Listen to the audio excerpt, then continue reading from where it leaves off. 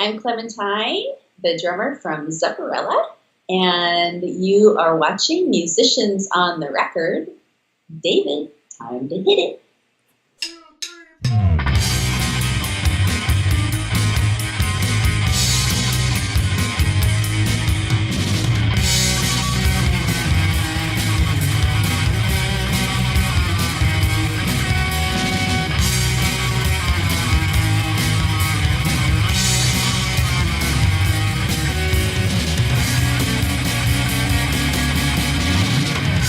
This is huge, Musicians on the Record. Bring it on.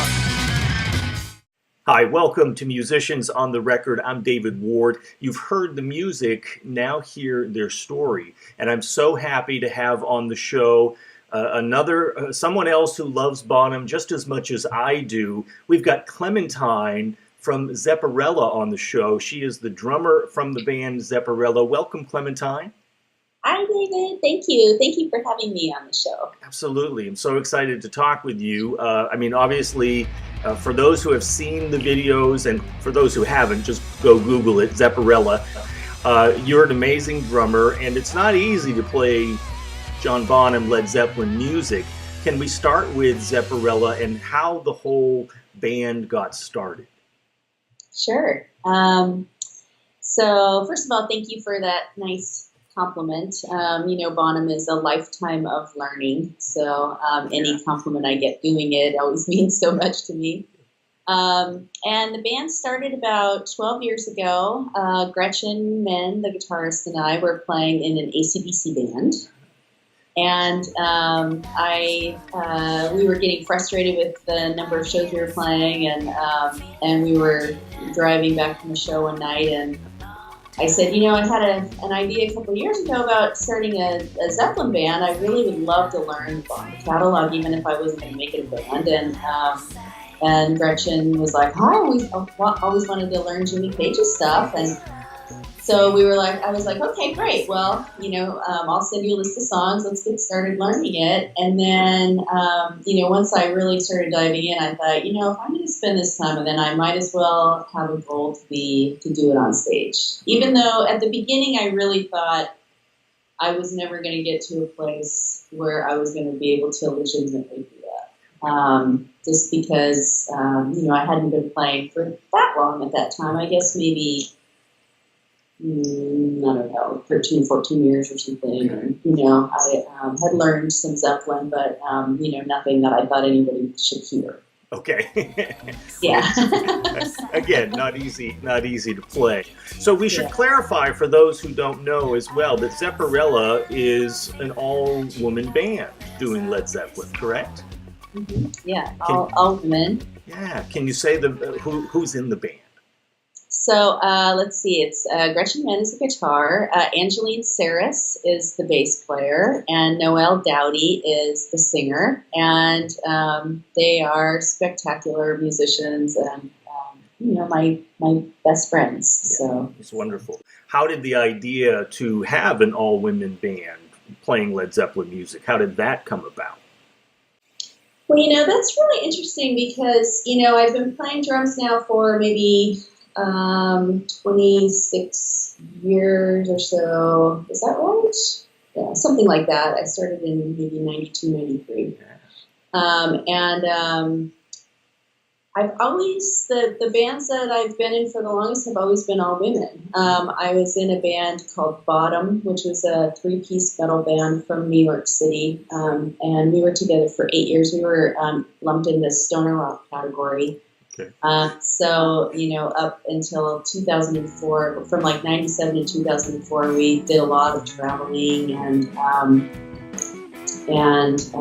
did that. And then, the AC/DC band I was in was all women, the Zeppelin band.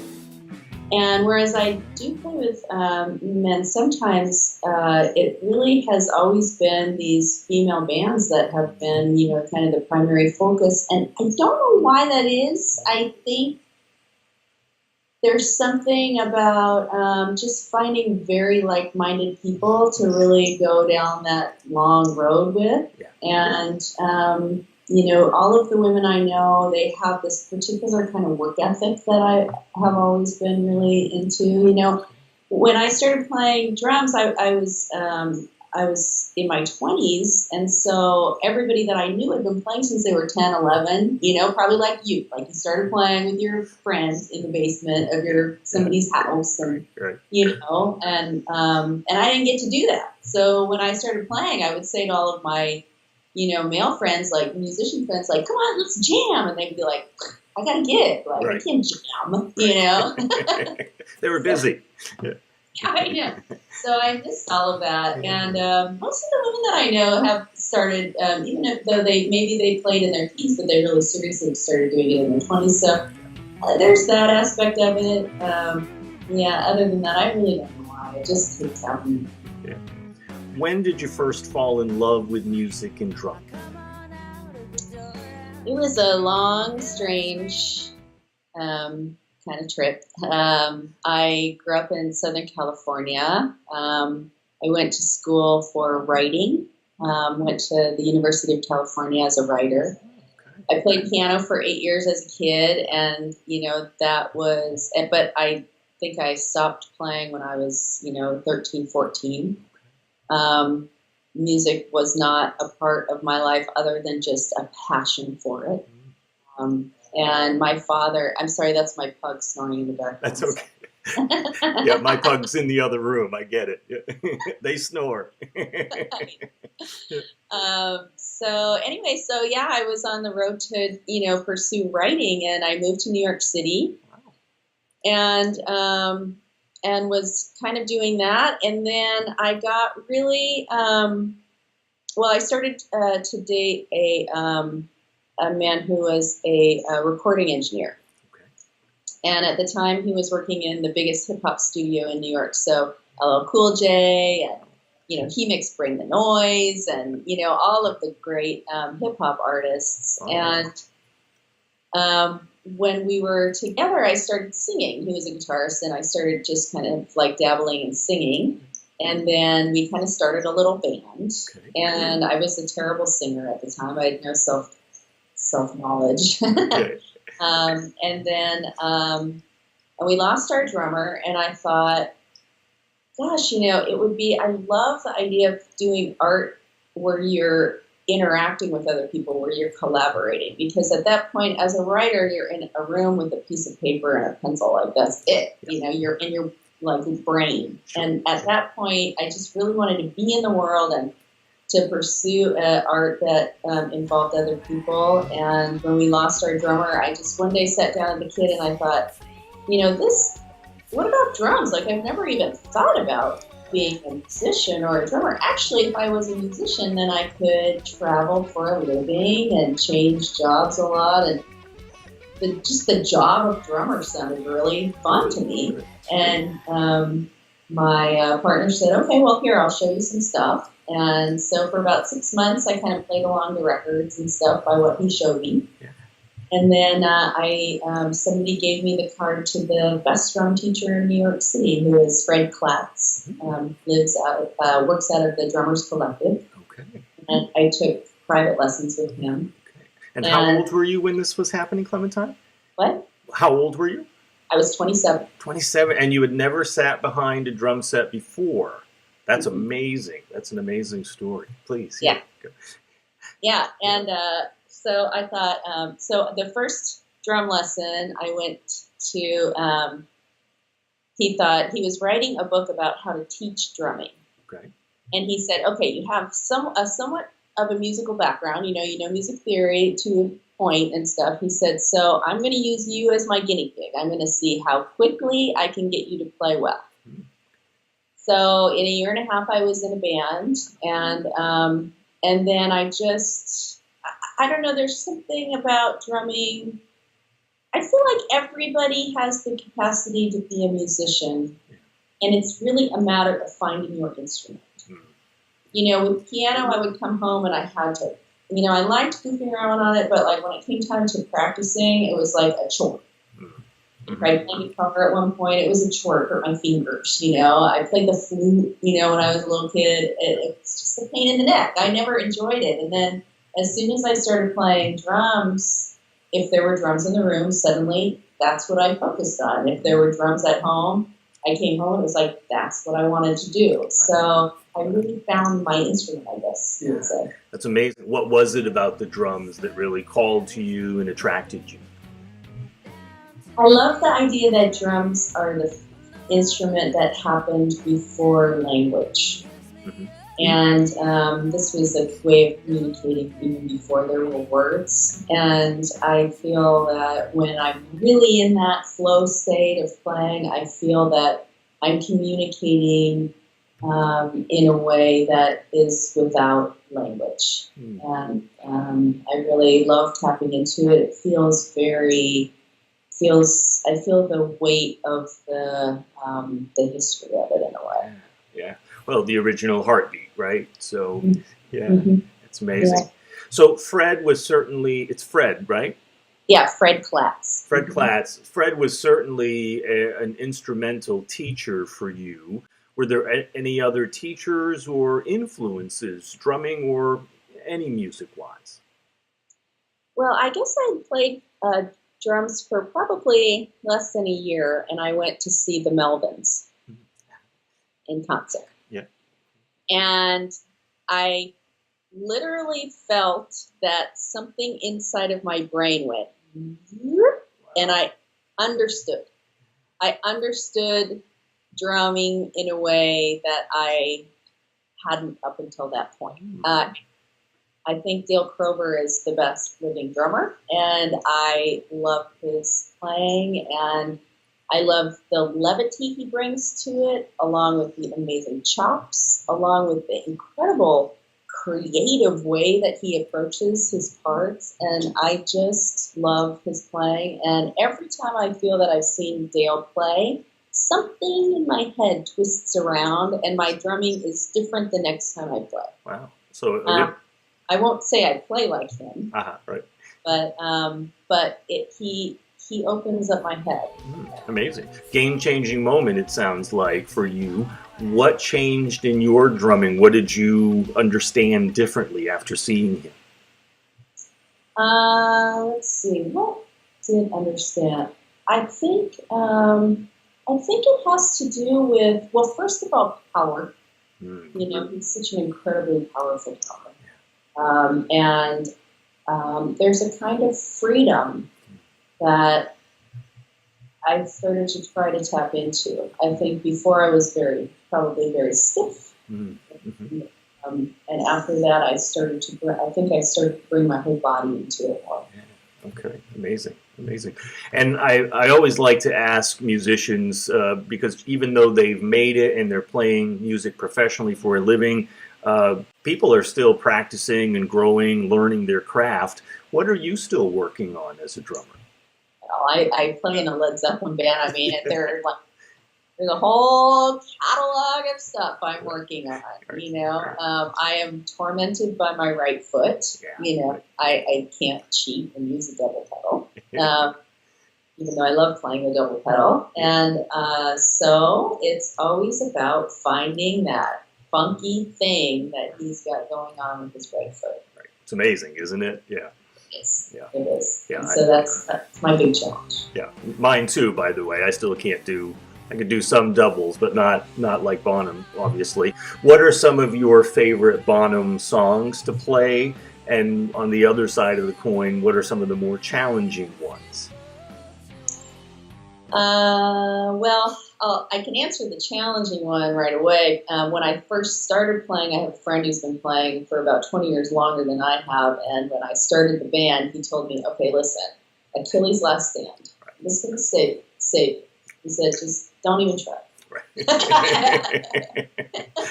Just give up on that one. It's like that movie where the piano guy gets that thing in his head and he goes insane, you know? Right. He's like, that's what it's like. He's like, just give it up. Right. Tough one. So, which now I think one day, you know, it's still a goal. Right. But good goal. But so that's definitely on the top of the pile. Sure. But as far as what I love to play, I love playing Dazed and Confused. I love that because it has my very favorite moment, which is, you know, after that big long guitar solo and he comes out into that triplet roll. Right. And then it's like time stops and everybody just like hangs in midair for a moment and then falls back into that thing. Those are the things I love. Yeah, that's amazing, isn't it? Yeah. Amazing. Yeah, I've seen that video of you playing. You did a fantastic job. It's really incredible. Thank you. Yeah. Thank you. Yeah. Does Zepparella have any recordings? I think you do, right? Yeah, we have two. So about 7 years ago, we went through a lineup change for bass and vocal. Okay. So with the original lineup, we have 2 albums, and the second lineup, we have 2 albums. So we have 4 total. Wow. Okay. Very cool. Can you talk about your mindset? What's different? What's similar from playing live to going into the studio and recording? Well, playing live is really with Zeppelin. You know, when you record Zeppelin in the studio, you know, you're chasing a magic that is, you know, you're sort of defeated going in. You know, I at least that's the way. Yeah, I get it. Yeah. People do it so fantastic, and Sure. you know, so it's really just about making it passable. That's how I feel in the studio. And most of our records are live records. Live records. Yeah. Okay. Yeah, great. And the name Zepparella, I'm curious, where did that come from? When I started the band, I really didn't want it to be like a typical tribute band, you know. I was always trying to find ways around that, and so my original concept was to marry the images of Barbarella, the movie, and Zeppelin, right? So that's where it came from. Yeah, that's fantastic. That's really great. It's a wonderful idea, actually. So, name it and nothing else. Right. Yeah, nice. Also, you have some solo work. Can you tell us about that? Yeah, so let's see. So because I'm a writer, about maybe 8 or 9 years ago, I started writing lyrics, and that incarnation of Zepparella recorded a record of original music where I wrote the lyrics, which I don't think has really seen the light of day. Okay. So I would like it to, but yeah. Okay. It doesn't. And then after that, then I continued to write lyrics, but I thought I think I should sing them. If I'm going to write them, I should sing them. So then I started recording with different guitarists, Gretchen Menn being one of them, and a whole bunch. Jude Gold did a song with me, and Dave Schul, who's a wonderful guitarist here. And then for the past 7 years, I've been playing with a guitarist named Justin Cockett, and we have a band called Stars Turn Me On. It's kind of changes incarnation. That's kind of Americana sounding rock stuff. Lovely. Yeah, and then I have a whole bunch of other like kind of solo projects here and there. Basically, I love to work as a drummer. I love to work with electronic drum beats and marry them to live drumming. Okay.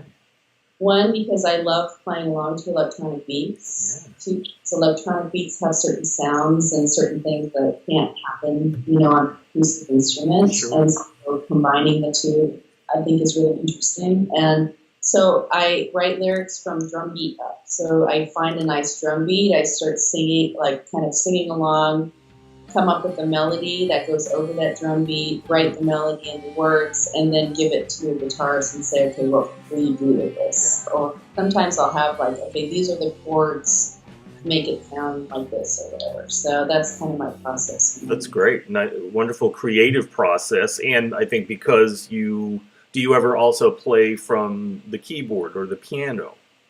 Just because you know that stuff. Mm-hmm.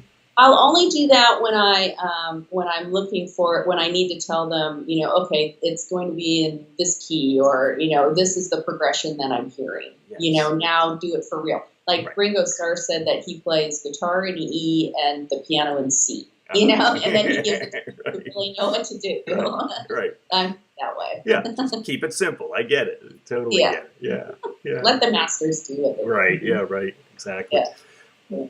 What have been some of the challenges and or obstacles, Clementine, for you professionally with music, whether from your solo work or with Zepparella, What are some of those difficulties or challenges that you've overcome and learned from? I think it's all my mind, really. You know, I mean, any challenge the world gives me is really, you know, it's only a challenge in how I respond to the challenge. So it's really about, you know, starting so late. On one hand, it was a benefit because everybody that I ever got on stage with had played at least 10 years longer than me. And so I was always the worst one on stage. And so I was free to just do what I wanted. I didn't have to prove anything. All I had to do was keep a beat and, you know, just do Clem, you know. Right. But on the other hand, there are a lot of things I think you learn intuitively when you're a young person on an instrument that I've had to kind of learn. I think that other people just kind of take for granted. So I've had to be very thoughtful about the way that I learned how to play. And then, you know, other challenges are always just, you know, believing I can do something. You know, once I was struggling with some foot thing. I think it was I was doing some double pedal work, and I went to a Melvins show, and I got to ask Dale after the show something, and I launched into this whole thing. I've been doing this, but I'm not sure if I'm supposed to do it that way or whatever. And he just looked at me and he said, "There are no rules." I was like, That's great. Why did you tell me that? Right. That's a big issue. I totally relate to that, though. It's sort of like I discover something and I go, "Oh, you can do that, actually? So cool!" Right? It frees it up. Right. Yeah, it's just in your mind. And isn't it funny, too, how sometimes I can be working so hard on something and struggling. And then I let it go and okay, well, I'll never be able to do that. And I take a break, and over the next couple of weeks, maybe I think about it every now and then and kind of like roll it around in my head. And the next time I sit down, I can do it. You know, it's just a matter of just saying, well, just do it then, you know, and sit down and just do it. So it's really the challenges are in your head, I guess. Great way to say it. You know, and part of these interviews to Clementine are, you know, learning about the musician's story, as well as inspiring other musicians who might like to get where you are. So I like to talk about the craft and the technical stuff around, you know, learning your instrument and music. But there's also the whole other side of being a professional musician, the business side. Can we talk a little bit about what are some of the changes that you've seen since you even began in music with the business? Yeah, well, you know, I've been a part of the business. I mean, Zepparella is my band, so now I'm the whole business. And before that, with Bonham, I was instrumental in a lot of the business aspect of, you know, the band from an original band point of view, you know, the copyright and all of that kind of stuff. Female bands, especially young female bands, when I was in Bonham especially, you know, got offered a lot of things. And I would say 98% of the record deals or, you know, all that deal stuff ended up to be just a bunch of malarkey. So I ended up learning a lot about kind of, you know, hearing what people are really saying. Okay. But as far as the music industry goes, my idea right now, or my belief, is that there's never been a better time to be in the music industry. I think because people, even though you have to take on so much more of your career, you get to really take on your career, and you get to make music in your living room. Right. You know. Right. You know, yesterday I recorded in this spot actually with Daniele Guitardo, and Gretchen filmed us, and we recorded a couple of like little jazz songs, and you know, that'll become something that a bunch of people can see, and you know, I think it's marvelous, and so many people have such creative, amazing ideas, and music just keeps moving forward in all of these really exciting ways. So that whole like the music industry is dead. Well, you know, industries are dying that weren't serving their purpose anymore. You know, it was a rare band that got to be, one of those 70s musicians where they were like, okay, well, let's work with you for 2 years to really get that first record solid. Right. Yeah. I mean, that was like winning the lottery.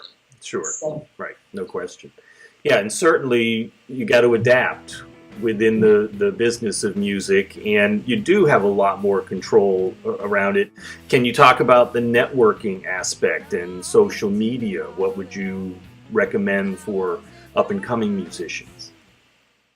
The only thing that I know, and I don't know very much, but the only thing I know is that you can never try to please people.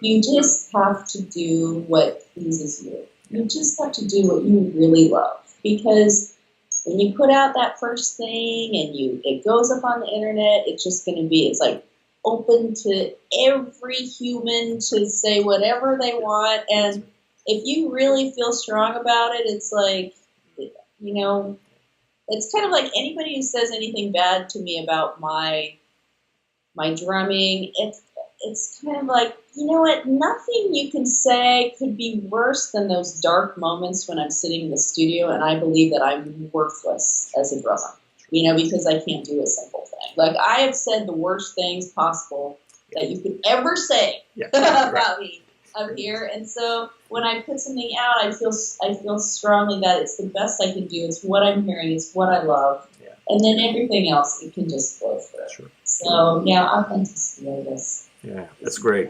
And I've talked to different people about some of that, those doubts, those are challenges. How do you fight that itty-bitty shitty committee that can sit on your shoulder there and say those things?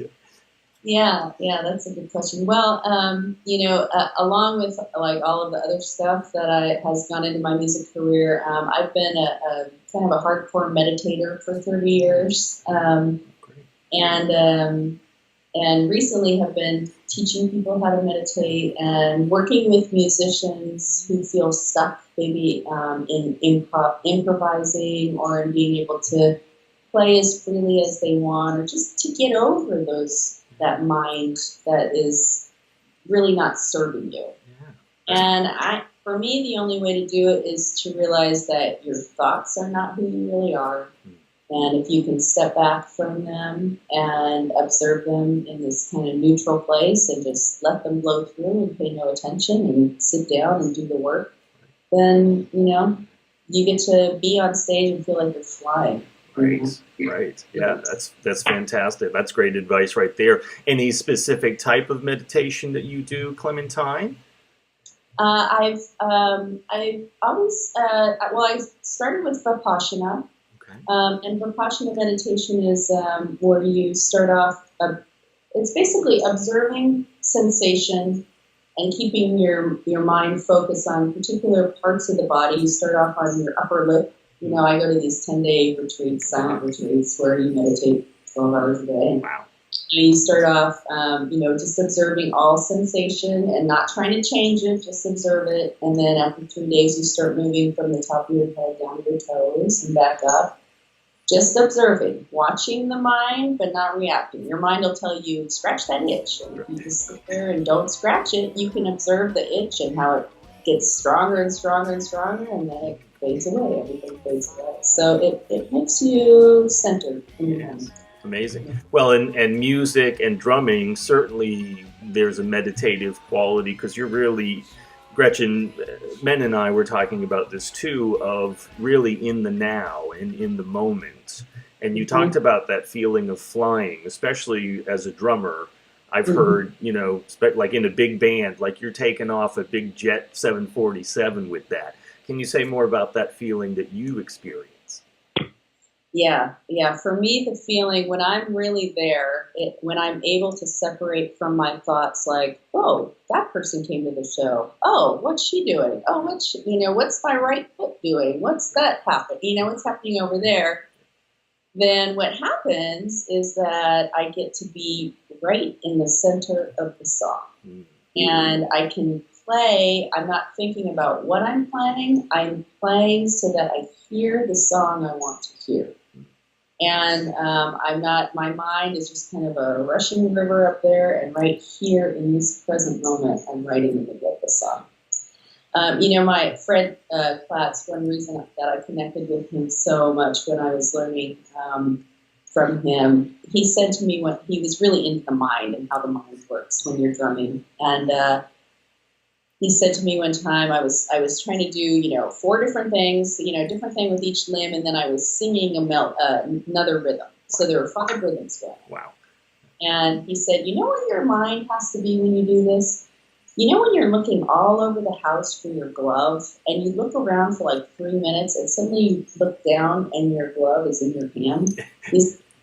That's kind of where you need to be. Like, you're not thinking of one thing. You're right. Your mind is like kind of right in the center of everything. And as soon as you think and you pay attention to, what about the left foot? Then everything just kind of falls apart, But if that thought, what about the left foot, kind of moves across your mind like a cloud, and you don't react to it, and you don't think about the left foot, you just kind of stay there, then it's like one big, it's beautiful. That's great. It's really profound. Yeah, I love it. That's fantastic. Wonderful. Can we talk a little bit about where Zepparella has brought you? Shows, touring, all of that, and how do you take care of yourself on tour? I'm probably not the best person to talk about that because I've for all ippy-dippy stuff that I'm talking about. I think it's great. When I get on the road, I like to be very present at all times, and also I like to try to be. I don't get enough sleep. I do all the driving, with a rare, except for the rare occasion. So I can drive for, 9 hours, get out, unload the van, set up the drums, play a 2-hour show, pack up the drums, load the van, drive to the hotel, and be the last man standing. So I'm kind of I have a lot of stamina. But as far as taking care of myself, I try to be, a nice vegetarian or pescatarian as much as possible. Yeah. Okay. Eat healthy food as much as possible. Right. That's an important part, right? Yeah, lots of water, lots of tea. Yeah. And Red Bull on. Sure. What's your sort of pre-show, any kind of pre-show rituals before you get behind the kit? Well, one thing is that I can't eat too close to a show. If I eat too close to a show, it's just going to be misery for me.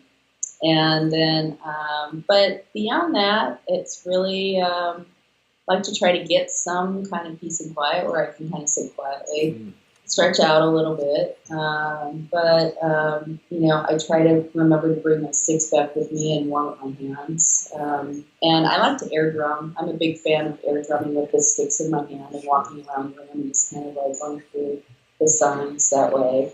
That's great. And do you also play, I think you also play a Ludwig Kit? Do you play the Bonham Kit? No, I play a 73 Ludwig Kit. Okay. It's a 24, 13, 18, and 20. Okay. No, 24, 14, 18, and 20.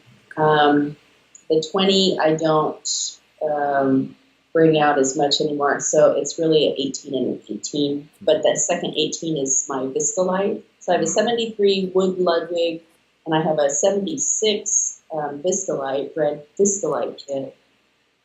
But I took those out for about a year with me, but they're so delicate, and when you're traveling the way that we do, it's just, when I bought them, they had the original bottom heads on them. They were immaculate, and now they're all scuffed up, and, I feel guilty. So. And, I'm not a gearhead in any way. If I find something that I like, I just stick with it. And so these drums are just workhorse drums that I just love dearly. And they were I only made those long lugs only a few years used in the 70s, and I always loved the look of that. Yeah, definitely. So when I saw those, and somebody had brought them into my studio, and they were going to sell them, and I saw them stacked up there, and I just had this feeling of, oh, my drums! Right. I didn't even know they were Ludwig yet. I just knew that's what I wanted. Yeah, they were calling to you, though, right? Yeah. So those are my drums. And then Pisces cymbals, those are the 2002 Bonham reissues, so that's great. Yeah, beautiful, beautiful cymbals, great sounding, right? Nice. Yeah, they reissued the giant beats as well, which I love even more. Yeah. But those are such thin cymbals. That's why they sound like magic. Yes, and I would destroy those. Right. I'm not rich enough. Right. Well, I don't know if I'm rich enough, but I do have some of the giant beats, and I haven't played the 2002s, but they sound like glass crashing or breaking. It's an amazing sound. I love them. So amazing. Yeah. I never knew that about cymbals until I've been playing for like 20 years. That the thinner the cymbal, the more dark and beautiful the sound. It seems counterintuitive. You think, Yes. Yes. And my drums are the 3-ply, and I found that 3-ply drums, those are nice, nice loud ones too. Yeah, sure. It's funny that you don't expect. Good resonance to them. Right? Yeah. When somebody comes to a Zepparella show, Clementine, what's the feeling? What's the takeaway you want them to experience at a Zepparella show? Well, I fell in love with Led Zeppelin in my early teens, and I remember how those songs sounded. I mean, I listened to those songs. They played Led Zeppelin A to Z on a holiday weekend one year, and I sat there and I recorded the whole thing. I just tried to sleep a little bit here and there. Sure. Just so I could, get the recording. So I never knew when any song was on the album. I only listened to these cassette tapes that I had of Led Zeppelin A to Z. And I wore those things out. I loved that music so much, and I remember how it sounded to my 14-year-old self.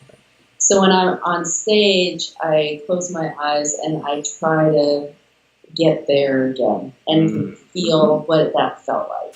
And all those moments of my early life and Zeppelin behind it, and so that's what I want people to feel, because this is music that has been with people at the darkest and happiest times of their lives, and that's why they want to go see a tribute band play Led Zeppelin, and they want to close their eyes and kind of remember those moments, and that feeling that you felt. Like, I remember hearing Stairway to Heaven, and it was just like music that had come down from the sky. Right. It was just so epic. From heaven, right? Yeah, amazing. Yeah. Or Immigrant Song was just it was terrifying to me. It just seemed so incredible. Now you hear it, and you've heard so much. Your hearing is so muffling. You love it, but it's not as just right. So when I play, I try to play it the way I remember it, not the way I might hear it today. Amazing. So Zepparella shows tend to be a lot of people who really connect with those old things and those old times, and so I think there's a lot of joy in the audience. People come up and definitely. Zeppelin music brings a lot of joy, right? Whoever is playing it, so yeah. It should. If it doesn't, right. It's Right, exactly. And any gigs or shows that are highlights that come to mind for you from the Zepparella touring? Well, I mean, the last epically wonderful one was when Steve Vai sat in with us, a couple of weeks ago in Malibu at the Malibu Guitar Festival. He came in and he was just whatever. It's so wonderful to meet people who are exactly like who you would hope that you would, how you would want to come across. I mean, he came in, we had practice with him the night before because he was going to play 5 songs with us. And so he came in and he knew everybody's name, and he was, real excited to play the songs. And then we finished, running through the songs. He was just so present with everything. And then at the end, he said, "So what are you guys going to do now? Jam?" And we were like, "Well, yeah, you want to jam, Steve?" And he was like, "Yeah." And he got real excited about it. And we added another song. And, that's great. And he was just joyful. And then, he launched into playing some of that stuff. And I was just felt like crying. It was so beautiful and such an amazing take. So that was really Yeah, that sounds amazing. Obviously, as a drummer, that can take a toll on our body sometimes. And I've talked with folks who've had some, injuries here and there. Any injuries for you drumming? Not from drumming specifically. I was in a scooter accident a couple years ago and crushed my shoulder. Oh, no. And it was, I did that on a Friday, and the following weekend I had a show, and the following weekend I had 2 shows, and the following weekend I had 3 shows, and was going on tour for 5 weeks. And it was a tour for Zepparella that I had been working on for a year. Yeah. Wow. In the hospital they said, "You do what? No, you're not playing drums for like 6 weeks, And I said, that's just not going to work for me. So I got my hippie army together. I went to my Rolfing bodywork guy, and he's a Buddhist monk, and he just, the next day, just put his hands right into that shoulder and got it working, and acupuncture in Chinatown, and energy work, like energy healing, getting out all of it and whatever caused the accident. And next weekend I take my arm up and played, from here down, and then was, able to do it. So, occasionally the shoulder will get sore, but it really is about, I did change the way I played a little bit. I used to lift the shoulder up a lot, like this. Mm-hmm. Now it's a lot more, kind of like with the body I'll do it. Because I tend to play, my arms and legs tend to move a lot like that. I don't know why. That's how I've always played. Right. And then also finding a way to whip the stick down rather than basically loose. Yes. Trying to, I think, especially during those Zeppelin shows are so long, and I really try to give it my all the whole time. So it really is about breath work, like trying to, when I can, take deep breaths, imagining the breath moving to the tips of my fingers and toes, making sure that cymbals aren't set up too far away, just trying to keep everything really ergonomic around. And I think that saved me. Yeah. It's great. And the breathing, I think, is so important, right? We forget to do that. Yeah, when we're tired or anything, all we do is keep clenching, and then of course we get injured because it's hard things on hard things rather than a nice fluid whipping kind of motion. Where would you like your music to go? Where would you like Zepparella to go? What are some of your musical goals? I would love to take Zepparella to a lot more of the places people ask for. A lot of people in Europe and South America in Australia ask for us to get to those places, and I'd like to try and make that. Sure, yeah, that would be fun, wouldn't it? Yeah, it would be really fun. I've toured Europe before with Bonham, and that was, it's just they have a different sense of how to treat musicians there. Right. Yeah, so that would be really wonderful to be able to do that, and then I really loved having Steve sit in with us, and it would be wonderful to be able to, do that with some other musicians too. I think that would be really fun. Even if it's a drummer who wants to, I'd love to sit back and be able to watch my wonderful bandmates with them. Sure. Or play with 2 drummers, right? You and somebody else. Yeah, totally. Yeah, maybe one of the guys from Zeppelin can join in, right? Yeah, right. Well, who I would really love to play with is, and I always forget his name, but he played with the Black Crow. I think he was the Black Crow's main drummer who played when Page did that. Steve Gorman.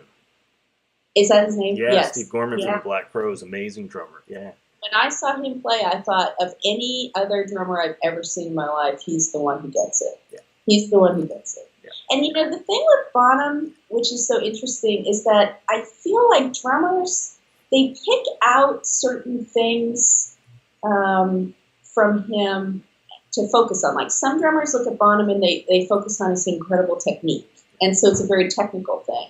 And some focus on the power, the metal kind of aspect of it. And some focus on the funky, the kind of Motown influence, which is part of what I love about his playing, is that kind of grooviness to it.